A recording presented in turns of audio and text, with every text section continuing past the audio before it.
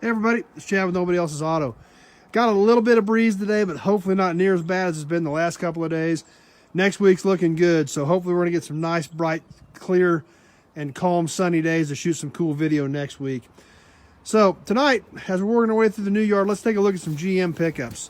Starting off here with a big back window 64 to 66 GMC. A lot of the little stuff's already been stripped out of this truck, but a lot of the big stuff is still here. The fenders are still here. Of course, the back part of them are rusted off. Some of the bed pieces. Doors are still here with some of the custom cab trim. Doors have a little rust in the lower corners like they all do, but they're still fixable, which is way better than a lot of these doors typically are. A couple of knee knocker earlier 60 to 63 Chevy or GMC pickup doors sitting here with it. Come on around the front. The hood and the front grill panel I found in another location here in the new yard, so they're still around too. Still got the stainless windshield moldings on it. And we come around, look down low. We got a little bit of rust down here in the rockers, but that's pretty typical for these cabs. Still a lot better off than a lot of them are. And like I said, it is a big back window, so and those are getting tough to find. So let's cut on across the road here and catch a few more GM cabs. Back up a few years here too. We got an old Ford sedan we'll catch here coming up. There's an old Dodge we'll catch on a future video. We'll come over here to this truck here because this is kind of a unique one. This was a 39 Chevy. The cab was very similar from 40 to 46. There are a few slight differences in the 39 cabs, but they're basically the same as 40 to 46. But 39 did use its own dash. This was a 1 year only dash. 39 was the only year that used this flat type panel in here with round gauges. I do still have the glove box door also. I took it off. I've got it in the building.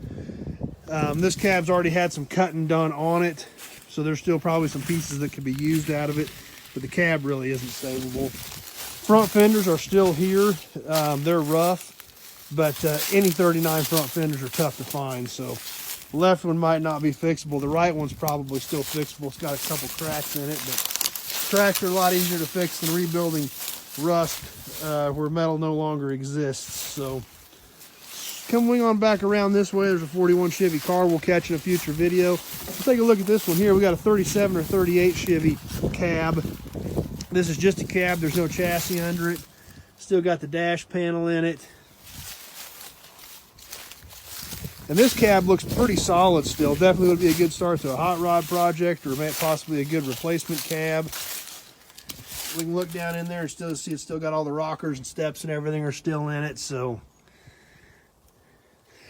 this one still looks like a savable cab, some dings and dents, but it's 80 years old too. So let's cut on across right over here and catch another 37, 38.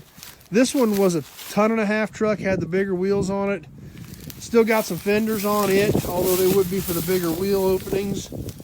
But they're probably fixable too. They've got some cracks and breaks in them, plus some old repairs. But like I said, that's a lot easier to fix than metal that no longer exists due to rust.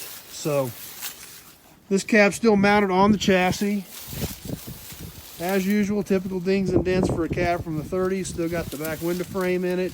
Kind of a tough to find piece. This cab looks pretty good also. Look down along the rockers, in here at some of the structure. And just not seeing a lot of structure rust at all in these cabs. Gonna have some skin rust in them like they all do down there in the corners, but not too bad at all. Still got the dash in it.